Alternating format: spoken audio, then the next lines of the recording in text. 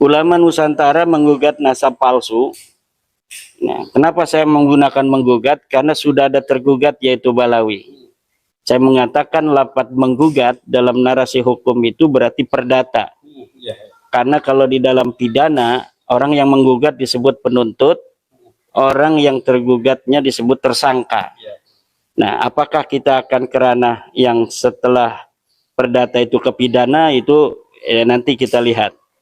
Ya, yang jelas ini karena sudah ada kontensia itu adalah sengketa dalam bahasa Indonesia, maka berarti sudah ada apa namanya itu dialektika antara penggugat dan yang tergugat.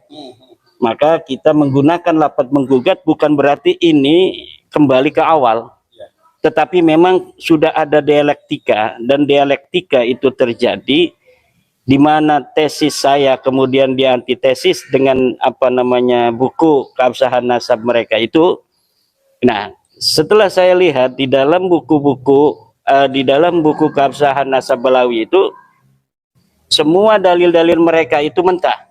Tidak ada satupun apa yang ada di dalam buku keabsahan nasab Balawi karangan Hanif Alatas dan kawan-kawan itu dalil yang bisa untuk menjawab keterputusan nasab mereka. Termasuk Gus Romel Abbas. Ya, di dalamnya kan ada dia termasuk salah satu penulis. Narasi-narasi yang sekarang ini dibangun oleh apa namanya Romel Abbas, walaupun sudah tidak mendapat perhatian publik, karena ternyata masyarakat ini sudah 80%-an se-Indonesia ini mungkin sudah tidak percaya Balawi itu sebagai cucu Nabi. Kalau NU kan sudah 99%. Ini NU bagaimana ya? Apakah NU secara struktural, pengurus? Ya, pengurus dan kultural itu udah nggak percaya pada Balawi cucu Nabi. Adapun narasi-narasi yang terbangun, ada pembela dan sebagainya, itu karena kasihan saja. Karena kasihan saja. Kasihan dong orang selama ini lahir jadi cucu Nabi, masa mau mati jadi mantan cucu Nabi begitu. Gini, Kiai kan tadi sudah mengatakan banyak hal tentang dialektik. Ini sebetulnya Kiai ini karena mungkin netizen masih menganggap Kiai Imad Al-Kamuri debat di sini nggak datang, diundang di sini nggak datang nih. Mungkin Kiai bisa memberi penjelasan bahwa Kiai itu sebetulnya mau berdiskusi, mau Kiai. Ya, saya udah nantang berkali-kali.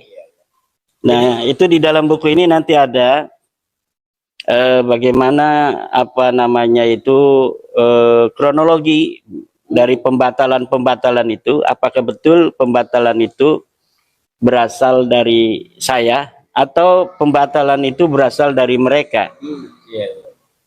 Kita kan yang menjadi tergugatnya adalah Balawi yang diwakili secara organisatoris oleh Rabita Alwiyah. Rabita Alwiyah inilah yang mempunyai legal standing untuk menjawab saya, karena mereka yang selama ini mengaku sebagai turunan Nabi, dan mereka lah lembaga yang selama ini memberikan surat SIM, paspor bagi anggotanya untuk mengaku sebagai turunan Nabi. Ini keturunan Nabi, ini paspornya, hijau paspornya kayak paspor haji begitu. Nah, harusnya Rabita Alwiyah ini menjadi orang yang kesatria, lembaga kesatria yang siap untuk berdiskusi. Yang kalau perlu dari Yaman didatangkan Umar bin Hafid itu untuk jawab dia itu turunan Nabi apa bukan. Saya mengatakan Imaduddin Usman, Umar bin Hafid bukan turunan Nabi, jangan ngaku-ngaku turunan Nabi lagi. Sekarang bisa nggak Umar bin Hafid jawab dia bahwa dia turunan apa bukan turunan Nabi dan ingin mensahihkan nasabnya? Saya tantang, atau murid-muridnya yang ada di Indonesia, murid Umar bin Hafid yang merasa bisa menjawab bahwa Umar bin Hafid itu memang turunan Nabi, silahkan datang atau tentukan di universitas mana dia mau. Kalau saya dulu pernah melihat Yai itu di kanal apa saya lupa, bahwa Yai siap berdiskusi bahkan 1 melawan 20 asalkan dilakukan di universitas. Iya, itu harus dilakukan secara akademik ya. Ya, secara akademik. Kenapa? Kalau akademik itu ada jurinya. Profesor-profesor ahli sejarah, profesor ahli penelitian itu nanti akan memahami logika penelitian, bahwa harus dimulai dari prosedur dan mekanisme A sampai Z. Nah, yang sekarang ada kan hanya framing-framing. framing bahwa nasabnya sahih. Mana bukti sahihnya? Ndak ada. Bikin buku ini, silahkan nanti masyarakat baca buku saya dan semuanya akan nampak bagaimana buku yang ditulis oleh Rabita Alwiyah, dalam hal ini Hanif Alatas dan kawan-kawan itu, sama sekali tidak menjawab, bahkan buku itu sendiri yang menghancurkan dirinya sendiri. Jadi buku itu yang ditulis kemarin jadi bumerang ya. Ya, buku itu sendiri, karena di dalam buku itu mengutip kitab-kitab yang sebenarnya apabila ditelaah secara benar, itu isinya adalah membatalkan nasab mereka. Tapi kemudian diberikan sebuah kesimpulan di bawah tanpa adanya terjemahan yang benar, seakan-akan lafaz di atas itu yang diambil dari kitab mensahihkan nasab mereka. Ini kedustaan yang maha luar biasa. Yang masyarakat harus tahu bahwa Balawi ini bukan cucu Nabi. Itu aja. Masukkan ke dalam otak dan hati nurani bahwa Balawi bukan cucu Nabi dan kita tidak boleh mempercayainya. Haram mempercayai, mengakui Balawi sebagai cucu Nabi. Kalau haram, dosa itu. Kalau gini Kiai, Balawi bukan, ya ini sebagai peneliti dan penggugat bahwa Balawi bukan keturunan Rasul. Ada tidak Yai merasa memaksa orang untuk mempercayai Yai sebagai peneliti? Ada dong. Ada ya, harus dikatakan bahwa mereka bukan cucu Rasul. Ada. Kenapa ada? Karena memang dalilnya nggak seimbang. Nah, kalau yang kita tidak boleh memaksa, dalam arti dalam tanda kutip ya, memaksa itu dalam tanda kutip, kebenaran aja seperti Islam itulah ikraha fiddin. Tapi untuk saudara-saudara kita ini yang kayak Faiz, Kiai Faiz, Syukran Mahmud yang kemarin di CNN, dia bisa baca kitab. Tapi kenapa dia membela nasab Balawi dengan husnudzon saja? Inilah orang-orang yang saya kira harus bertobat itu. Dia yang sebetulnya mampu beristidlal. Kemudian dia meninggalkan istidlal. Ini hukumnya la yajuz, haram. Orang-orang awam itu akan ikut pada dia dalam kesesatan. Kenapa saya bilang sesat? Ya jelas sesat, orang nggak ada dalil sama sekali nasab Balawi itu. Sekarang begini ya, mengenai tentang awalnya gini. Bermula dari ceramah Yai, saya masih ingat waktu itu, dan waktu itu pun saya yang pertama kali saya mungkin salah satu pertama yang mengangkat Yai waktu ceramah tentang nasab Balawi. Dan pada akhirnya ceramah Yai itu bukannya berbicara soal nasab, tapi mungkin soal, kalau dalam bahasa pergerakan itu hegemoni, dan ditemukan diskursus lain, semisal pemalsuan sejarah, pemalsuan kuburan. Nah, yang akhir-akhir ini ya, yang terjadi itu soal Jatman.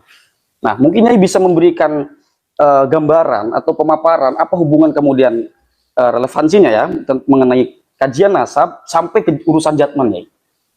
Ya, Jatman itu kan selama ini diketuai oleh seorang Balawi.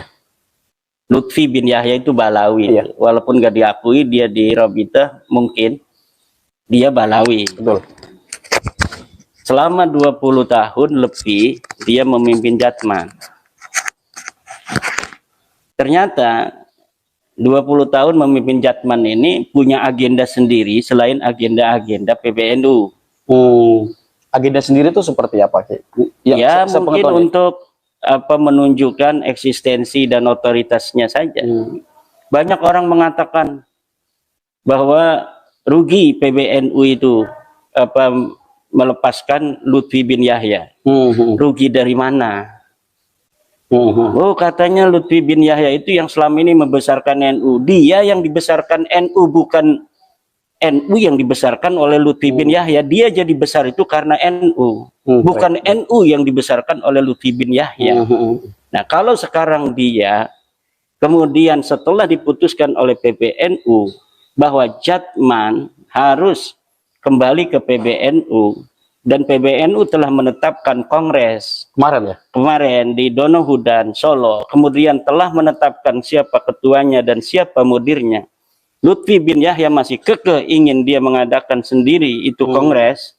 maka ini berarti dia betul-betul telah nyata apa yang selama ini kecurigaan masyarakat bahwa dia punya agenda itu, maka akan semakin nyata bahwa memang dia selama ini punya agenda tersendiri di Jatman itu. Dia bukan membesarkan Jatman demi NU, tapi demi dirinya sendiri. Ya, baik.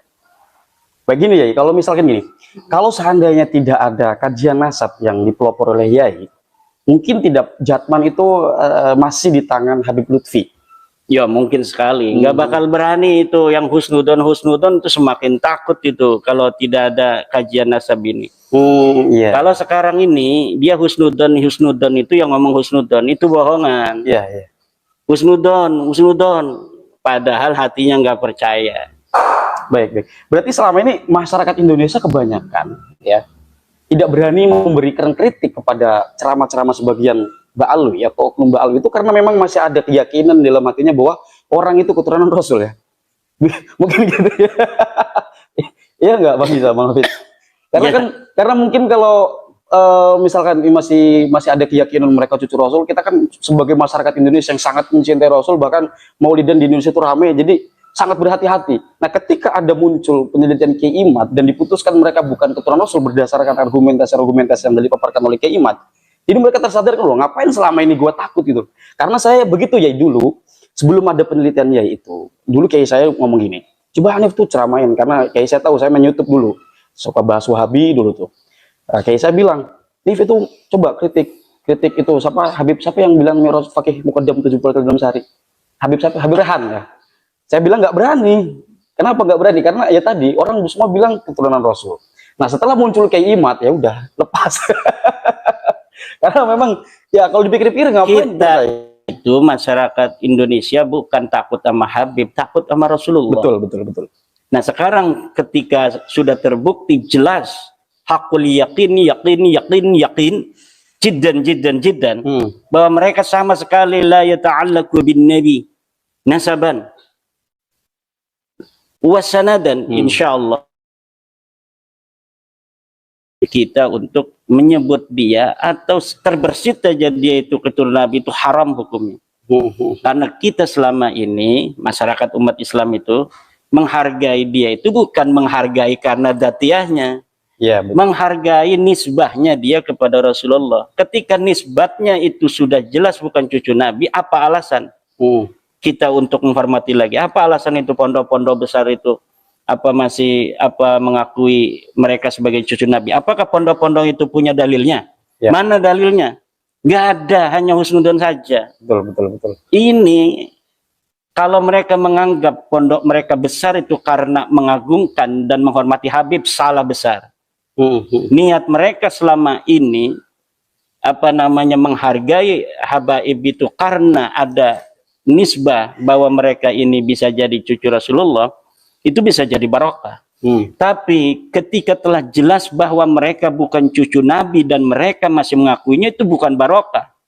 Bisa jadi itu keterbalikan 180 derajat. Hati-hati itu. Dulu mungkin naik keberkahan karena mencintai Rasul. Sekarang menyakiti Rasul kalau menganggap Habib itu adalah sebagai turun Nabi. Baik ya, di tahun 98 sebelum tahun itu ya, sebelum reformasi, eksistensi Habib seperti ini tidak ya? Kalau dulu waktu saya kecil itu saya tidak pernah mendengar istilah Habib di tempat saya ya. Saya mendengar istilah Habib itu ketika mendengar Bahar Smith ceramah di area kawasan industri. Waktu itu saya masih SMP ya. Nah waktu itu mereka kan dulu hanya jual-jual minyak, jual-jual bohor, jual-jual kaligrafi ke kampung-kampung kan. Jadi tidak ada narasi-narasi di publik, narasi di mimbar-mimbar Rasulullah. Sekarang kan tukang-tukang obat, tukang-tukang minyak pindah ke mimbarnya Rasulullah. Ini yang jadi masalah. Orang yang biasa jual obat sekarang kok ada di mimbar Rasul. Jadi dia seakan-akan masih ingatnya jual obat. Walaupun dirinya tidak jual obat, dia tidak jual minyak, tapi mungkin karena keturunannya itu masih ada sifat-sifat genetiknya itu seperti itu, sehingga mimbar-mimbar kita, mimbar Rasulullah, mimbar dakwah diisi oleh tukang-tukang obat itu dengan kalimat-kalimat kasar, dengan caci maki kepada presiden, caci maki pada ulama, caci maki kepada NU, caci maki kepada Yai Aqil Siraj, caci maki kepada apa keputusan-keputusan PBNU. Sekarang mereka nggak berani karena keputusan PBNU mencaci maki. Sama Kiai Yahya Khalil Stakuf mencaci maki nggak bakal berani. Iya. Kenapa nggak bakal berani? Mereka ingin PBNU melindungi mereka. Kalau sudah melindungi, percaya lagi pada mereka cucu Nabi, baru dihajar lagi, diinjak lagi. Iya, iya, iya. Kata Hanif Alatas, jangan mau diadu domba antara Habaib dan Kiai. Siapa yang mengadu domba? Kalau mereka menganggap kiai-kiai itu sebagai orang yang telah tidak percaya kepada mereka bahwa mereka cucu Nabi, itu mereka menganggap itu berarti kiai tidak bersatu dengan Habib. Betul. Jadi arti persatuan bagi Hanif Alatas adalah antara Habib dan kiai, yaitu kiai harus mengakui mereka sebagai cucu Nabi. Dan ini yang tidak boleh diteruskan karena mereka sudah nyata bukan keluarga Nabi, bukan cucu Nabi, bukan ahli bait Nabi. Apa hubungannya dia dengan Nabi? Mana buktinya? Tidak ada. Haplogrupnya kemana-mana. Haplogrupnya orang-orang Arab itu J1, haplogrupnya dia itu adalah G. Haplogrup orang Arab itu ada di Semenanjung Arabia, itu sudah jelas. Kalau G itu orang sana tuh di Gunung Kaukasus tuh. Orang Uzbekistan, orang Turki, orang Kurdi di situ. Jangan ngaku-ngaku cucu Nabi, malu. Haplogrupnya G ngaku-ngaku cucu Nabi begitu. Iya, iya. Saya melihat dua hal yang menarik sih. Dari kajian Kiaimat mengatakan bahwa Alwi bukan keturunan Rasul. Kemudian ketika uji DNA ternyata haplogrupnya G. Walaupun kata Gus Rumel Abbas itu hanya beberapa sampel saja, nggak 100 sekian.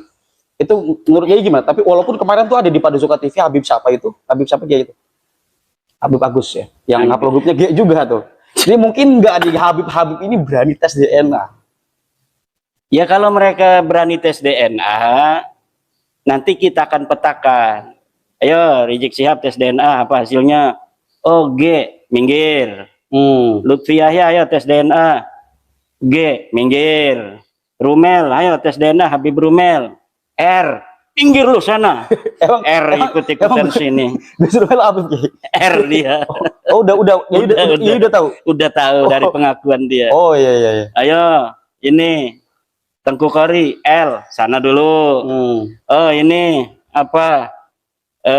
A, sana Nabi Adam berarti tuh. Ya begitu aja. Nanti kalau ada misalnya Bahar Smith hasilnya J1, sini dulu kita teliti nasabnya. Betul. Kalau sudah tes DNA-nya J1 Bahar Smith, kita baru teliti susunan nasabnya berdasarkan ilmu nasab dan ilmu sejarah. Kalau awalnya sudah G begitu, udah nggak usah dibahas-bahas lagi. Nggak bakal itu bisa untuk menghindar dari teknologi, menghindar dari peradaban modern zaman sekarang ini. Iya. Begini ya. Saya mau tarik kepada hal yang paling dasar dulu nih ya. Ada pertanyaan-pertanyaan lagi nanti ya. Tapi sebelum saya lanjut, saya ingin kesini dulu ya. Ini kan IAI cuma menggugat nasab mereka itu nggak kesambung kepada Rasulullah ya, nggak tersambung kepada Rasulullah melalui argumentasi-argumentasi yang telah IAI kaji. Persoalannya kenapa orang harus marah IAI? Kan cuma dibilang lu bukan cucu Rasul, urusan lu boleh ceramah atau enggak kan keilmuan kamu, bukan nasab kamu IAI. Nah berarti saya melihat ketika ada nasab digugat bahwa mereka diputuskan bukan keturunan Rasul berdasarkan argumentasi tapi ngamuk-ngamuk, di sini ada problem berarti Kiai. Ada niat jelek dari pengakuannya itu. Iya. Ada istilahnya itu, mereka tidak terlalu pede dengan dirinya sendiri. Saya sepakat ya. Tidak terlalu pede dengan dirinya sendiri, bisa menapaki kehidupan yang berat ini tanpa mengaku turun Nabi. Mereka mampu. Iya betul. Mereka tidak akan mampu seperti saat ini. Hanif Alatas tidak akan merasanya. Bukan Hanif Farhan ya? Iya bukan Hanif Alatas. Hanif Alatas merasa dia tanpa mengukat cucu Nabi. Betul. Rizik Syihab merasa dirinya tidak akan jadi ketua FPI lagi, dihormati, dilulukan tanpa mengaku cucu Nabi. Lutfi bin Yahya merasa bahwa kalau sudah diputuskan oleh negara atau oleh institusi manapun bahwa mereka bukan cucu Nabi, dia menganggap tidak pede bahwa dia akan bisa untuk mencapai derajat-derajat yang telah mereka capai hari ini. Ya. Dari ketidakpedean mereka, itu mereka marah. Betul. Ketika mereka terbukti bukan cucu Nabi, Lutfi bin Yahya marah, Rizik Syihab marah, Hanif Alatas marah.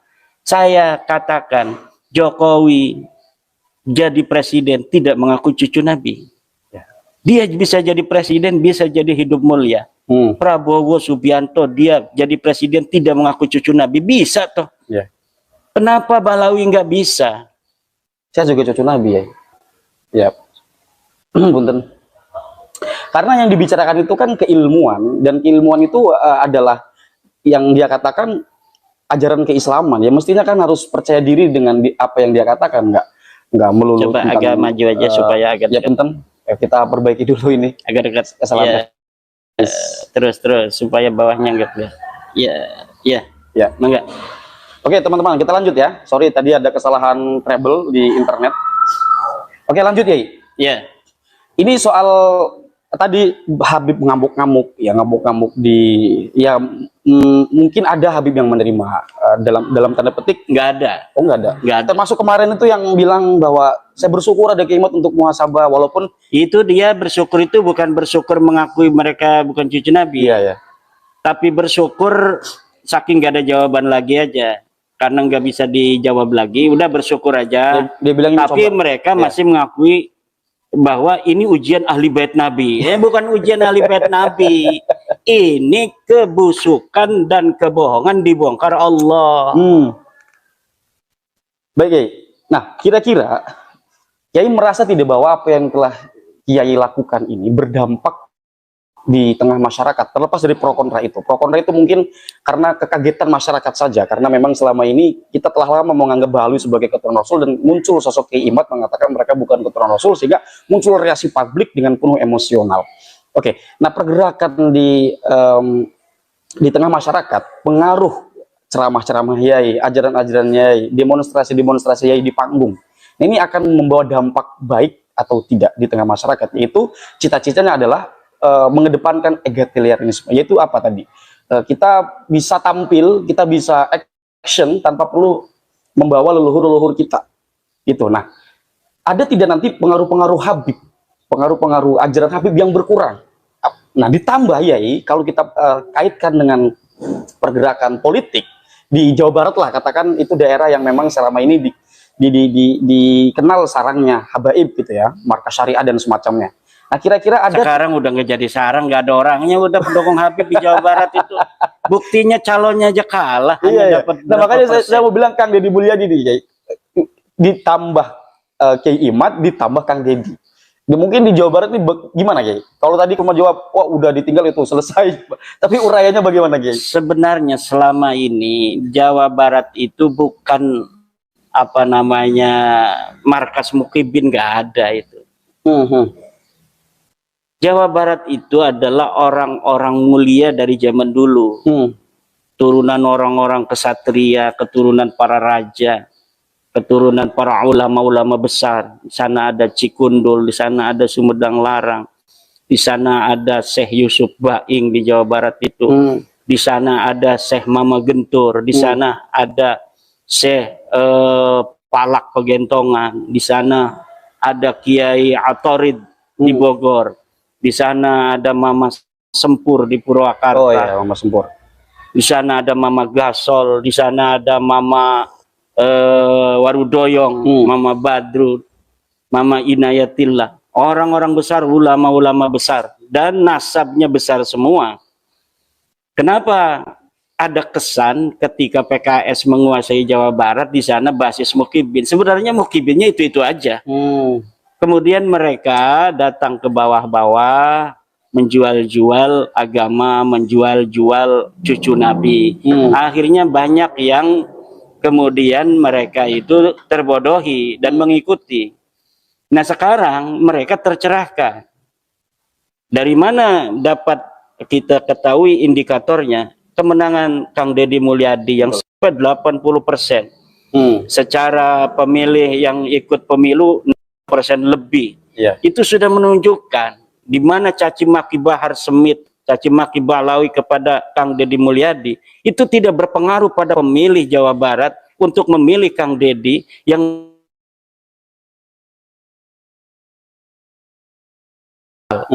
inilah sebenarnya cita rasa keislaman bangsa Jawa Barat, bangsa Pasundan, yaitu cita rasa keagamaan yang memiliki kedekatan dengan budaya Sunda yang kental, yang selama ini dipaksa untuk ikut kepada bahwa tidak ada hubungan antara kesundaan keislaman, seakan-akan dipisahkan.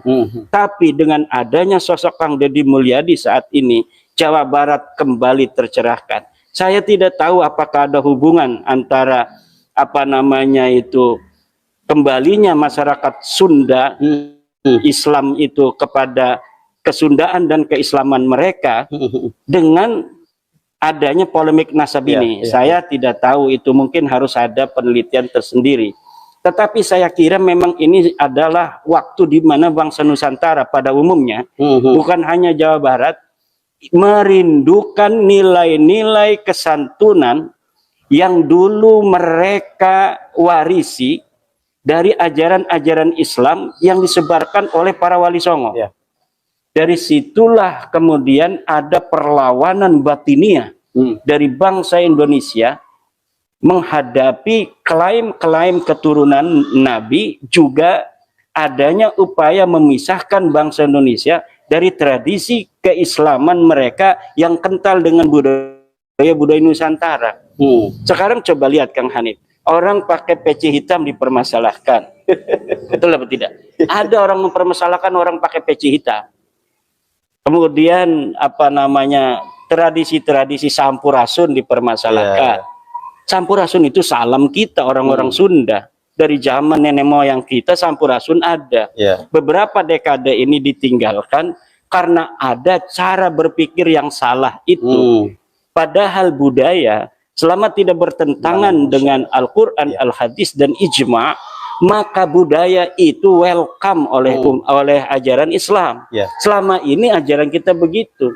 Tapi ada sebuah upaya untuk memisahkan kita dari akar budaya kita, dari jati diri bangsa kita, seakan-akan Islam adalah suatu hal dan budaya tradisi adalah hal lain.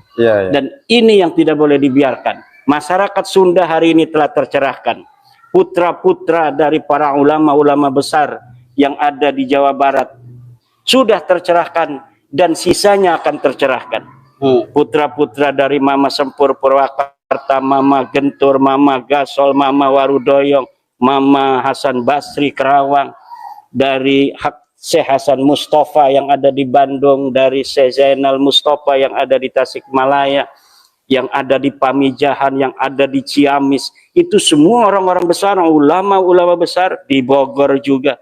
Dan saya yakin PWI dalam waktu sebentar lagi di Jawa Barat akan merata. Nah, ngomong-ngomong PWI nih Kiai, langsung aja. Karena ini menarik ya, kemarin penolakan di Tulungagung, kemudian di Demak, itu PWI loh. Nah, saya melihat pergerakan PWI ini progresif, Kiai. Tapi mungkin Kiai bisa menjelaskan lebih detail tuh tentang apa maksud pergerakan PWI ini diperuntukkan untuk apa, dan kenapa itu beriringan ya, walaupun tidak beriringan banget. Artinya kan Kiai Mat dulu nasabnya, kemudian ada PWI. Dan mungkin bisa diberikan penjelasan, Kiai. Ya, karena PWI ini kan didirikan oleh putra-putri Nahdlatul Ulama. Sementara Nahdlatul Ulama secara kelembagaan belum mengambil sikap. Nah, dari situlah para pembesar-pembesar masyarakat yang memiliki otoritas di tengah-tengah masyarakat, dalam satu sisi mereka mencintai Nahdlatul Ulama, dalam sisi lain mereka juga mencintai masyarakat yang sekarang ini menurut pandangan mereka ada di dalam situasi bahaya dari ajaran-ajaran Balawi dan dari pengakuan nasab mereka. Mereka saking cintanya pada NU tidak ingin melibatkan NU secara kelembagaan, face to face berhadapan dengan orang-orang yang masih mempercayainya. Maka perlulah dibentuk sebuah organisasi yang betul-betul telah suci dari Balawi.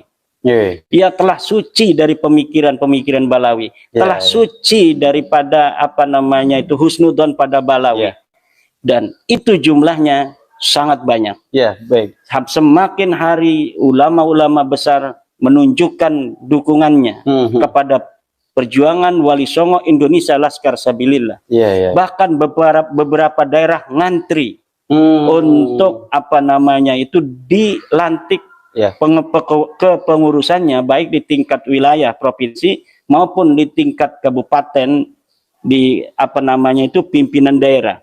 Bahkan di sebuah kabupaten di Jawa Tengah itu bukan hanya level wilayah provinsi, tapi sudah sampai ranting, itu lengkap. Di Brebes itu sudah ada pengurus tingkat ranting. Jadi tingkat desa itu sudah ada.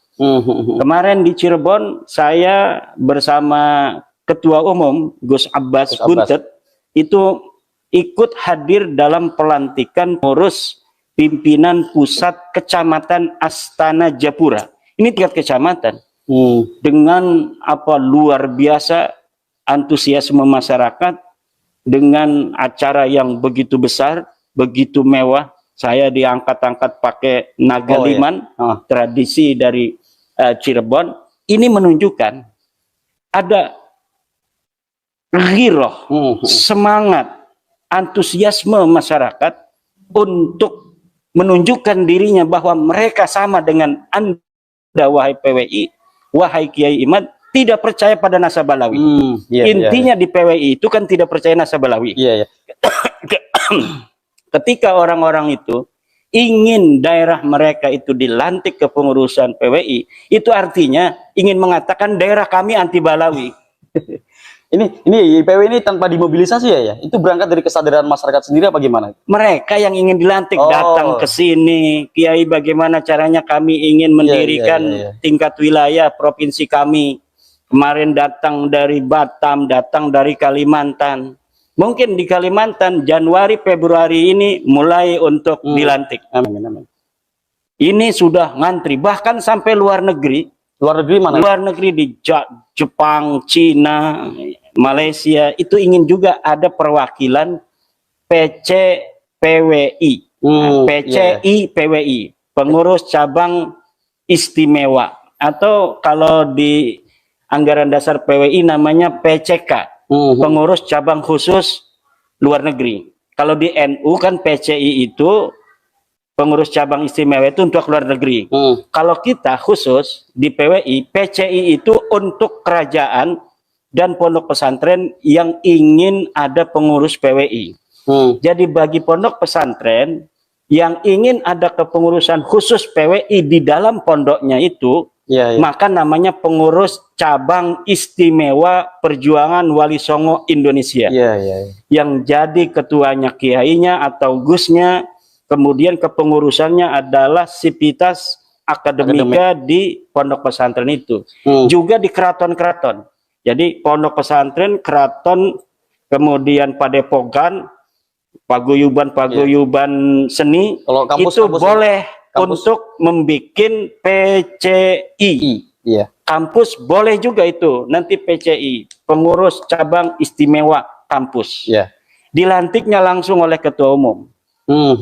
Kalau untuk tingkat pesantren, tingkat apa namanya itu keraton, tingkat apa namanya padepokan, kampus, itu nanti akan dipilih dilantik oleh ketua umum. Baik. Namanya Perjuangan Wali Songo Indonesia ini sudah kita bisa lihat dari namanya. Berarti itu kan di situ nanti ada ajaran-ajaran Wali Songo yang dikembalikan ya. Oke, baiklah.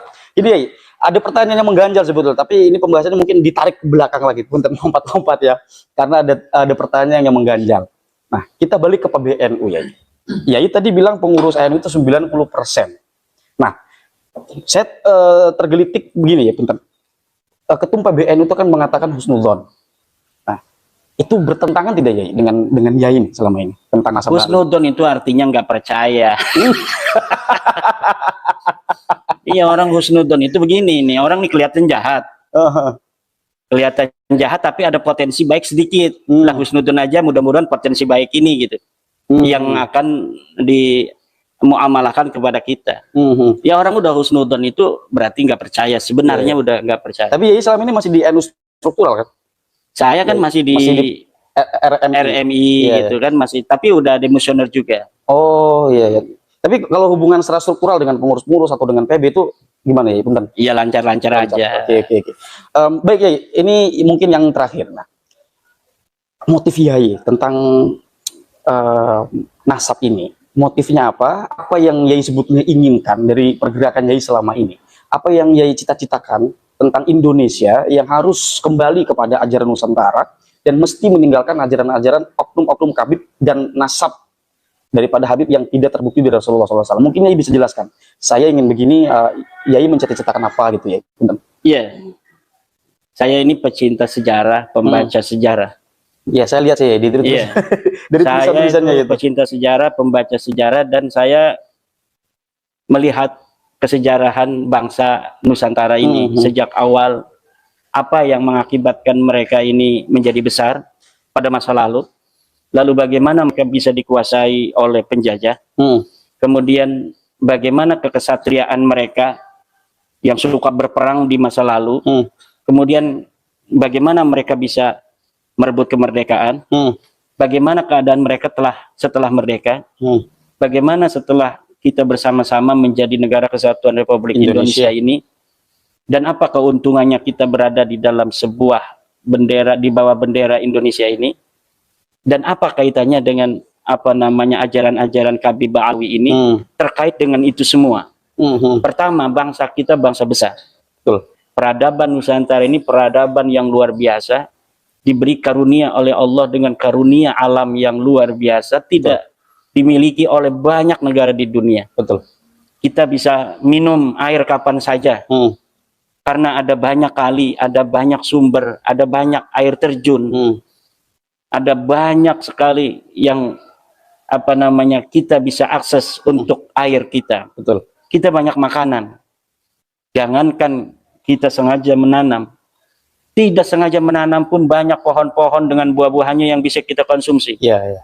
Dengan mengandalkan alam saja tanpa bekerja sama sekali pun mungkin bangsa Indonesia bisa makan semua.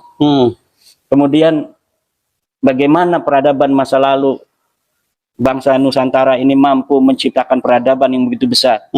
Peradaban apa seperti di Gunung Padang, peradaban Borobudur, peradaban yang terjadi di Jawa Tengah, Magelang, sekitarnya itu. Situ ada Prambanan, ada Roro Jonggrang, dan lain sebagainya. Di Klaten banyak candi-candi besar yang banyak sekali kita bisa jumpai dari peninggalan masa lalu. Itu apa artinya? Artinya dari dulu bangsa kita bangsa yang kreatif, pekerja keras, dan memiliki sebuah apa namanya itu skill individu, skill kebangsaan yang diturunkan turun-temurun sampai hari ini, dan saya yakin secara genetik itu masih ada. Tapi kenapa sekarang ini kita ini secara jiwa kok bisa dijajah oleh orang-orang yang di dalam apa namanya itu kesejarahan leluhur mereka bukan siapa-siapa, bahkan leluhur mereka tidak ada. Mereka tidak punya leluhur, ngaku-ngaku leluhur orang lain. Mereka bukan turunan Nabi, mengaku turunan Nabi, bukan turunan ulama besar, diaku-aku bahwa Fakih Muqaddam itu ulama besar. Fakih Muqaddam orangnya aja tidak ada. Ini bener nggak ada ya? Nggak ada. Saya pernah ngomong ada itu kasihan. Husnudon. Tidak ada dalam sejarah orang bernama Fakih Muqaddam yang wafat 653 Hijriah. Itu tidak ada. Bagaimana orang yang tidak ada dia bisa berkirim surat kepada Syekh Sa'duddin Al-Ghifari? Bagaimana dia bisa mi'raj 70 kali ke Sidratul Muntaha? Bagaimana ada sebuah dialektika antara dirinya surat menyurat dengan Syekh Sa'duddin itu? Sehingga seakan-akan dari perdebatan antara Fakih Muqaddam dan Syekh Sa'duddin itu diperbincangkan ulama. Tidak ada. Surat menyurat itu hanya ada di kitab-kitab Ba'alawi. Dan itu ditulis abad berapa ya? Abad 9 Hijriah. Abad ke-9 Hijriah oleh Ali As-Sakron. Semuanya Ali As-Sakron. Yang mengaku mengklaim ijma adalah Ali As-Sakron. Yang mengatakan adanya surat menyurat antara Fakih Muqaddam Syekh Sa'duddin Ad-Dipari itu adalah Ali As-Sakron. Yang mengaku keturunan Nabi Ali As-Sakron.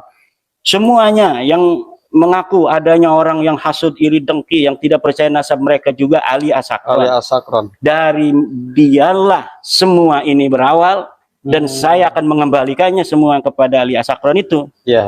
Kalau Rumel mengatakan tentang Jauhar Safaf, sampai sekarang dia tidak bisa untuk menemukan sebuah apa namanya itu reportase ulama tentang Abdurrahman Al-Khatib ini, nggak ada. Jadi Al-Khatib ini tokoh Ya bukan fiktif, tapi kesejarahannya tidak jelas. Oh iya. Dia ditulis wafat tahun 700-an oleh ulama itu. Tapi kenapa dalam tradisi Balawi dia wafat 855 Hijriah? Kenapa itu harus 855 Hijriah?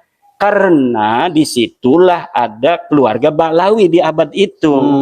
Kalau sesuai dengan ulama itu yang mengatakan 740 Hijriah itu wafatnya, berarti tidak bisa dong mereportase yang namanya Abdurrahman Segaf. Tidak bisa mereportase Abu Bakar bin Abdurrahman Segaf. Tidak bisa mereportase, sedangkan pengakuannya ada di abad itu. Maka ini namanya Abdurrahman Al-Khatib, kitabnya namanya sama Al-Jauhar Safaf, kemudian tahunnya dirubah. Itu tahun 740 wafat, di sini disebut 855 wafat. Coba Rumel pernah mengatakan ini ditulis 820. Ketika Ali As-Sakron baru berumur 2 tahun, masih bayi. Berarti yang pertama bukan Ali As-Sakron yang mengatakan bahwa Balawi turunan Nabi, tetapi Al-Jauhar Safaf. Iya, mana kitab Al-Jauhar Safafnya? Yang ada itu manuskrip yang baru ditulis 40 tahun yang lalu. 40 tahun yang lalu. Al-Jauhar Safaf. Al-Jauhar Safaf itu manuskripnya. Saya punya manuskripnya, PDF-nya. Itu ditulis 40 tahun yang lalu. Terus itu Gus Rumel jalan-jalan ke Timur Tengah segala macam itu ya? Ya kan, orang itu hidup itu perlu adanya refreshing agar tidak terlalu puyeng dia mikirin bagaimana ngakalin Kiai Imad ini ya, katanya susah amat dia ngakalin Kiai Imad. Gitu. Bagaimana ngakalin haplogroup supaya orang tidak percaya bahwa tes DNA itu sangat presisi di dalam menentukan nasab itu. Dia bikin framing-framing begitu kan dia puyeng itu. Maka memerlukan jalan-jalan agar otaknya tidak terlalu meledak gitu. Melihat ketenangan di Eropa lah. Di Eropa nggak, di Turki nggak? Di Turki Eropa juga kan. Eropa, di Timur Tengah ya mungkin. Nah, ini mungkin beneran terakhir ya. Ada nggak unsur kebencian ya ini terhadap Habib? Karena mungkin saya melihat sebagian komentar itu, oh ya gini gitu ya. Benci dan cinta itu diatur dalam agama. Cintanya juga karena Allah. Hubbu lillah atau al-bughdu fillah wal hubbu fillah. Kita benci karena Allah, kita juga cinta karena Allah. Balawi apabila mereka mengaku turunan Nabi, nabinya itu tidak main-main, nabi saya loh. Iya, betul. Nabi yang saya cintai, yang saya tulis dalam kitab-kitab itu Habibi Muhammad, kekasihku Muhammad. Mereka mengaku keturunan Nabi dalam keadaan banyak di antara mereka itu berbuat kemaksiatan. Mendohirkan apa namanya joget-joget begitu-begitu yang tidak menjaga muruah. Kemudian mendohirkan ada yang mabok-mabokan itu saya lihat di YouTube. Kata seorang penceramah anak topiknya Segaf, kalau ngelihat Balawi itu lagi mabok, jangan kasih duit, kasih beras, tapi jangan benci orangnya. Lah ini ajaran apa? Tidak ada dalam ajaran Islam. Betul, saya ingin bertanya lagi kan. Nari-nari itu tradisi mana sih? Karena joget-joget begitu itu ya bagi kita orang santri itu sudah hilang muruah. Tidak sah jadi wali nikah, tidak sah jadi saksi nikah. Orang yang joget kayak Balawi tidak sah jadi saksi nikah.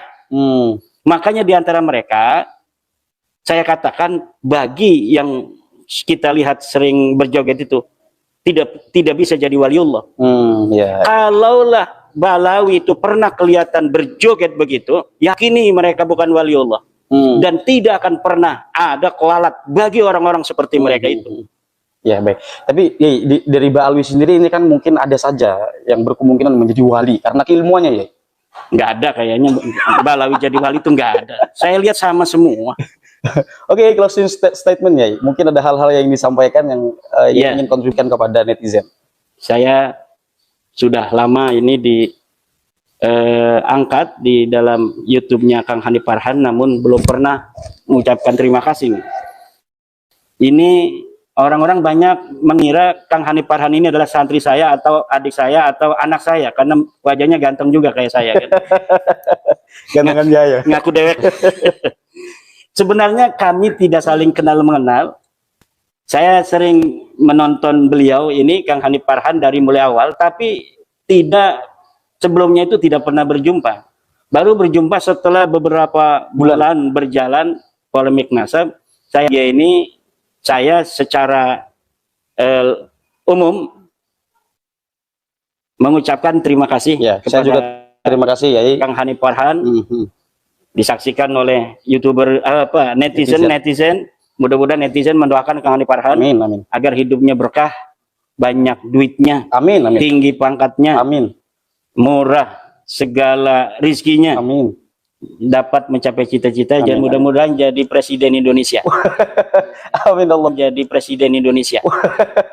Amin Allahumma Amin, amin. Allahumma Amin Allahumma amin. amin. Dan untuk bangsa Indonesia yang saya cintai, polemik nasab yang selama ini sudah berjalan telah mampu untuk memberikan kesadaran identitas kebangsaan, kesadaran ajaran keagamaan yang benar, bahwa bangsa Indonesia adalah bangsa besar. Bangsa Indonesia adalah keturunan orang-orang besar. Tidak pantas bagi bangsa Indonesia yang keturunan manusia-manusia besar di masa lalu menjadi budak siapapun di masa kini dan di masa yang akan datang. Bangsa kita adalah bangsa yang mencintai persahabatan, bangsa yang mencintai kesantunan, bangsa yang mencintai perdamaian. Tetapi bangsa kita juga telah terbukti sebagai bangsa yang tidak takut peperangan. Ini yang harus diingat oleh siapapun musuh-musuh bangsa Indonesia di seluruh dunia. Bahwa kita memang mencintai perdamaian, tapi kita lebih mencintai kemerdekaan. Kemudian ajaran-ajaran keagamaan yang selama ini ada di tengah-tengah bangsa kita, di dalam tradisi pondok pesantren, di dalam tradisi menasah-menasah, dalam tradisi di surau-surau, ajaran-ajaran yang tidak sesuai dengan ajaran Islam, ajaran Al-Quran, ajaran Al-Hadis, terutama dalam kemanusiaan, harus ditinggalkan. Karena ajaran Al-Quran telah mengatakan bahwa sesungguhnya orang yang paling mulia di hadapan Allah adalah orang yang paling bertakwa. Tidak dilihat dari siapa keturunannya. Maka jangan mau dibodohi oleh siapapun atas nama keturunan apapun, bahwa dia lebih mulia dari bangsa Indonesia karena keturunannya. Tidak boleh ada lagi narasi-narasi yang demikian. Kalau dia mampu untuk menunjukkan dirinya berprestasi, kalau dia merasa sebagai ulama, dia harus bisa baca kitab kuning. Dia bisa baca kitab kuning, kita hormati. Kalau dia ingin terjun ke politik, dia punya partai, dia mencalonkan diri, silakan. Baru dia kritik pemerintah. Jangan dia bukan siapa-siapa, pimpinan partai bukan, RT juga bukan, berani mencaci maki Presiden Prabowo, berani mencaci maki Presiden Jokowi, berani para pejabat TNI dan Polri. Ini yang tidak boleh lagi terjadi di tengah-tengah bangsa dan negara kita Indonesia. Kita berharap bahwa setelah ini Indonesia akan mampu membuktikan dirinya seperti apa yang sekarang sedang digelorakan oleh Bapak Presiden kita, yaitu Indonesia yang akan menjadi Indonesia yang seutuhnya, Indonesia yang mempunyai jati diri bangsa, Indonesia yang akan mampu untuk hidup sejajar dengan bangsa-bangsa lainnya di dunia. Kita sangat berbangga melihat kemarin bagaimana seorang Presiden Prabowo Subianto mendukung Palestina di depan para pemimpin-pemimpin dunia, menggalakkan persatuan antar negara-negara yang bangsanya adalah mayoritas Islam untuk bersatu. Karena kalau kita tidak bersatu, maka bagaimana kita untuk memiliki kekuatan? Kalau kita tidak memiliki kekuatan, bagaimana kita bisa untuk membela